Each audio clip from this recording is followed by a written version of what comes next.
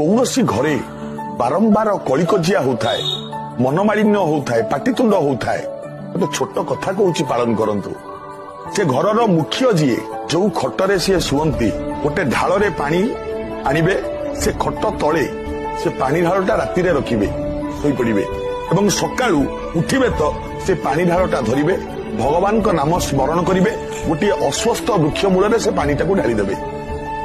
7 दिन एमती करंतु, समस्त मनमालिन्य दूर हो, घर अशांति तुटिज। पुरुष मानकर एटा जानिबा दरकार। पुरुष मानकर जदि धातु नष्ट होता है मन रखिबे, तेबे अनेक प्रकार मेडिसिन खाती कमेनी, एटा पालन करिवे निहाती, निजर बल हानि हो जाए ता द्वारा। जदि असमय बारंबार धातु नष्ट होता है पुरुष मानकर, मन रखिबे पोई मूल 4टी पोई मूल एवं 50 ग्राम मिश्री ताकू पकाई बाटी देबे, पी देबे एवं तापरे बतुरा जाइथिबा सोला, आगुरु सोला गुड़ाक बतुरी रखिबे, पी सारिबा परे बतुरा जाइथिबा सोला को मुठे आनिकी बाटी पके देबे। 7 दिन एमती करंतु, आ असुविधा हबनी आज्ञा, निश्चित भाव में आप ठीक हो।